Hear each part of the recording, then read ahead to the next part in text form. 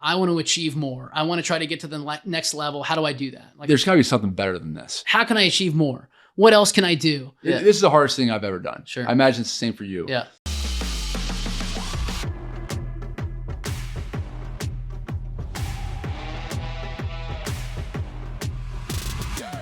All right. If you're joining us for the first time, you picked a good one. This is where we're going to be raw, vulnerable, open, transparent, you name it. Give you some insight into our background, who we are, what makes us tick, our burn. But we want to share a little bit of our background because we think it's very important for you all to understand, where we come from and why we are the way we are. Brian, rumor has it that since you could speak, you want to be a freight broker. Can you confirm?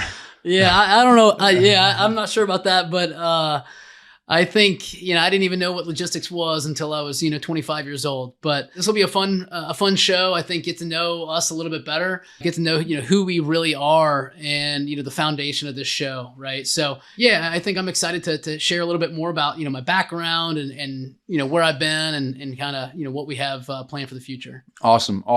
So if you don't mind, give us a quick snapshot, a little bit of your background, professional life. Yeah. What got you here? Yeah. So, born and raised in Missouri, small town kid, very humble upbringing, didn't have a lot of money. There was a lot of things that, we had to be very resourceful. Growing up, I was a sports junkie, loved, baseball, basketball, football, gravitated towards baseball, so many different stories on how that shaped who I am today.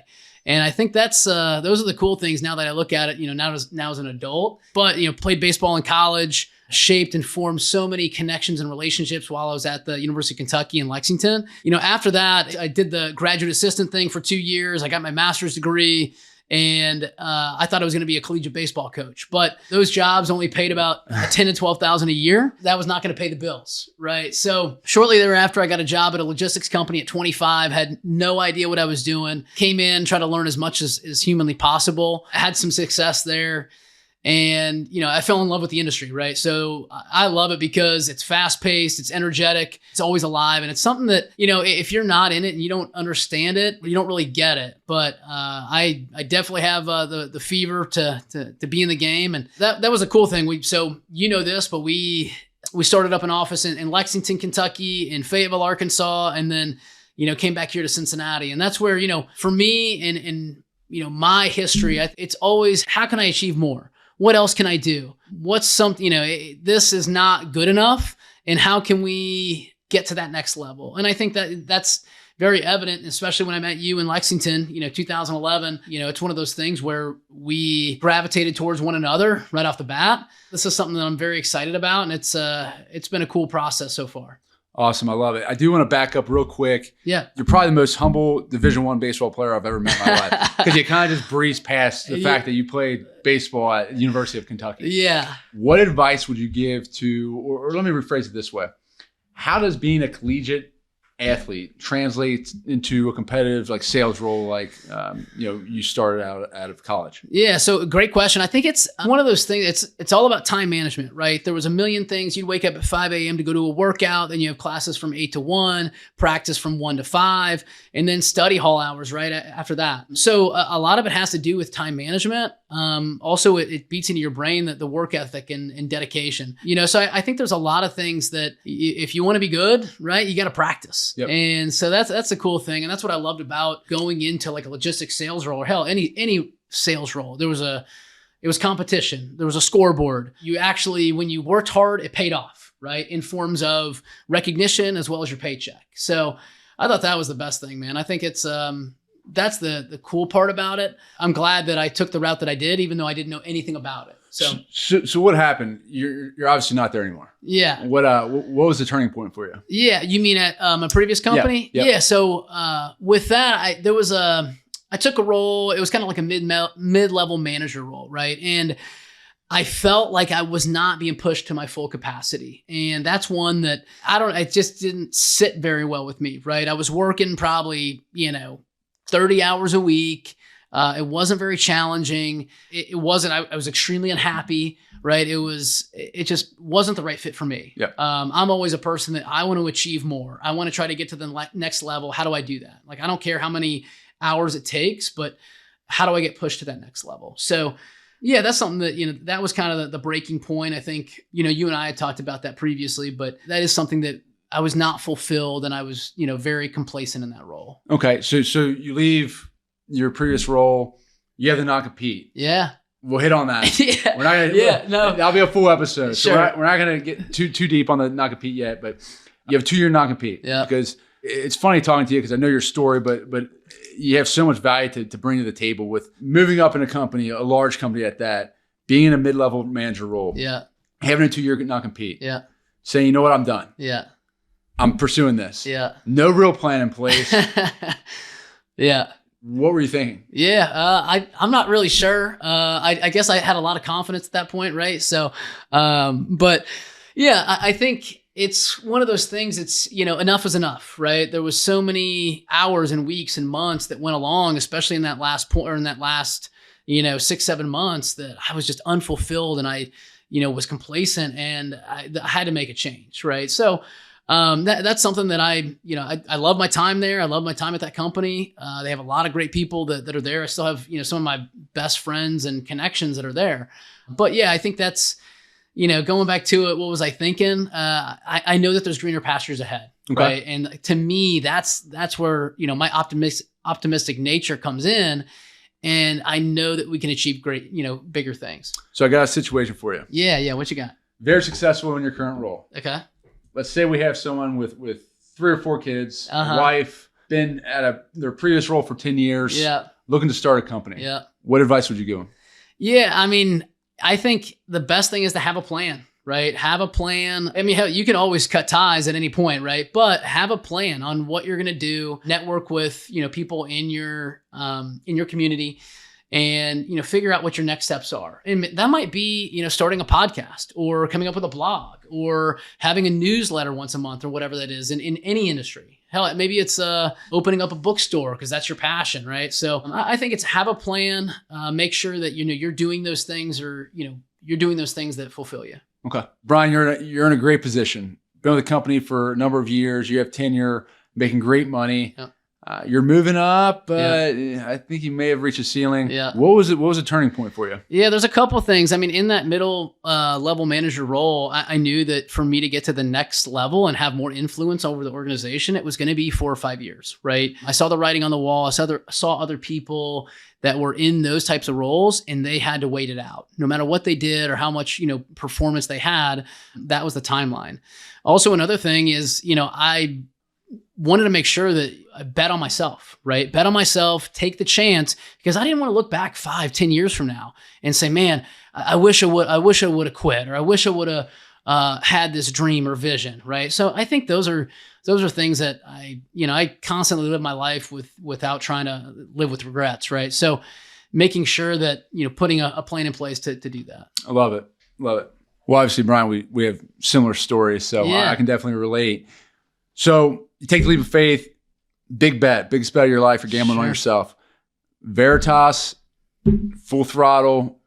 Tell me where you're at today. Yeah, so we're, we just crossed 3.5 years with Veritas. We're a $40 million company, and a lot of that comes to the fact that, me and you, right, stinking rolling up our sleeves and getting after it, even when nobody's watching, right? Those are the times that it's, we started the company where we were both working from home.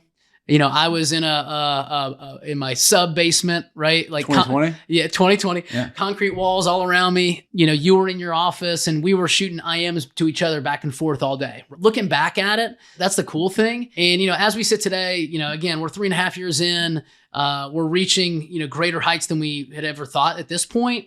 But, for us, I love the fact that we had these goal meetings a couple weeks ago, but our sights are set even higher. Right. And that's what I love about like the drive that me and you have. We're very similar, for better or for worse, nothing is good enough.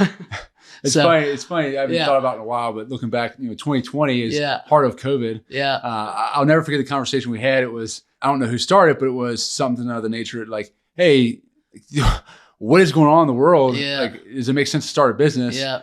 And we immediately were just like, yeah. Yeah. The conversation was neither two one seconds. of us started it. It was somebody else that said, hey, are you sure you want to start 3 months after COVID? And both of us looked at each other and said, hell yeah. Yeah. Yeah. It's very interesting. So enough about me, man. Tell me, I'm going to jump over to you. I want to I want our listeners to know a little bit about you, man, about your story. So give us like a 2-minute breakdown of who you are, where you've come from. Yeah, absolutely. So it's funny because you and I do have very similar backgrounds. My parents separated when I was 2. I had an older brother. Dad remarried shortly after, so I was lucky enough to get another mom, 3 other siblings. Yeah. But it was tough. My mom was a single mom. I would have never known the difference, but we always had shoes, clothes, go on vacations here and there. But I don't think things were ideal for her, and I realized it later in life how much she truly went over the top and hustled and worked multiple jobs and took care of people. Yeah. And that stuff impacted me and changed me to who I am in today. Yeah. But also, my dad was a hustler. He drove for UPS for, it felt like 100 years. Yeah. Funny story real quick. He said, I know I'm going to go longer than 2 minutes. Yeah, but, no worries. He told me I would do ride-alongs every now and then with him, or he'd pull up in his truck and show up at school and give us some candy or whatever. But I thought it was the coolest thing because he told me that he was the highest paid UPS driver ever. Uh-huh. And his reasoning behind that was he had an 8-hour shift. And if he could drive his shift in 6 hours because he'd run door to door, that he was getting paid more than every other driver. There you go, per hour, I'm sure. Yeah. So that's something that stuck with me forever, and it's that hustler mentality. Go to college. Left home after high school. Really never looked back. I've always been very independent.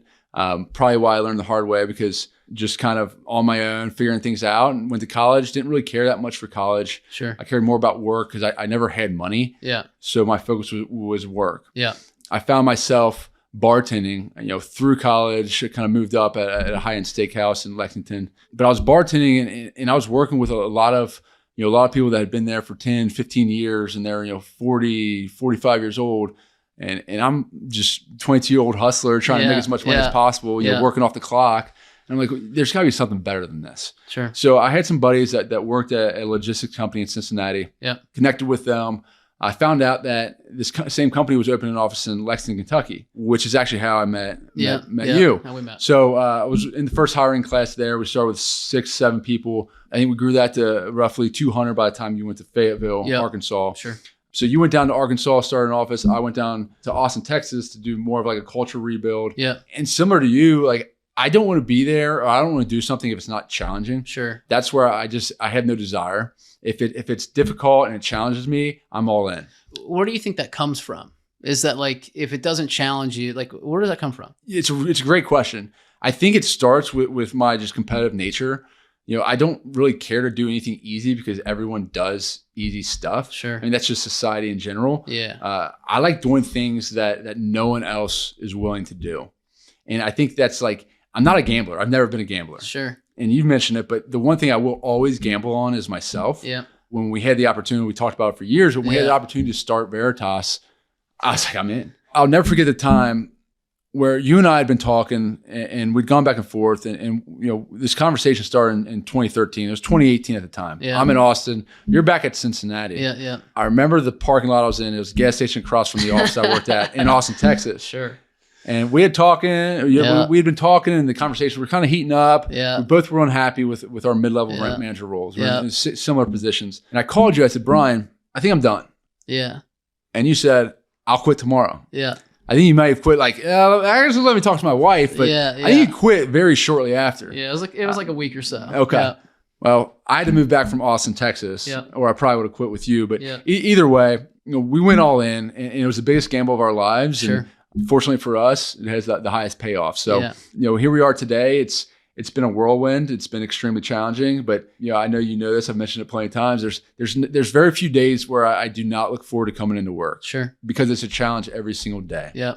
Our team's phenomenal. We're growing. Majority of them don't have much experience, but it's amazing that we can make that impact on them and get them to reach their goals and help guide them or give them structure to strive towards their goals, whatever it may be. Yeah. So with that, man, like obviously during your time, at TQL, I guess tell me more there. Like, what did you like? What did you dislike from your time at TQL? Yeah, I think early on it was awesome. Being one of the first hires, it was a very small team. Yeah. We had six or seven. Part of something special, man. Yeah. 6 or 7 people in a small office. I think maybe we held 40, 50 people. I don't even remember. It was small. Sure. Yeah. Rosebud. Rosebud. The camaraderie. I mean, we were so tight knit, and you didn't know it at the time, but I'm always looking at who is the most successful. Sure. And you were the first one in. You were the last one out. Sure. And I would find out your routine. Yeah. And I would 5 minutes before, 5 minutes after. Brian, you at the time you had like a 45-hour drive back home. That's right. So it was pretty easy for me to stay later. But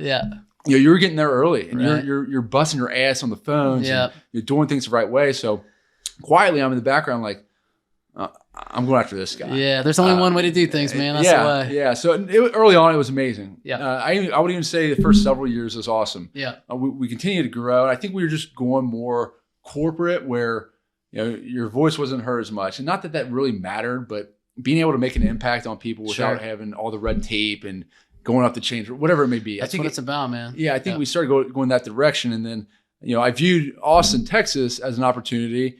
Well, hey, this is a new challenge. Not many people do this. Yeah. It's a struggling office. There's 120% turnover. Yeah. They've had 5 office leaders. Like, I'm in. Yeah. Like, this is going to be really hard. Right. I called my wife, Carly, and I'm like, Carly, we had a house. It's like, do you want to move to Austin? Sure. We got to sell the house and go down there. But like, let's do it. It's going to be fun. So we did that. It was amazing. We got the office turned around, but it got to a point where, I chased a carrot down there.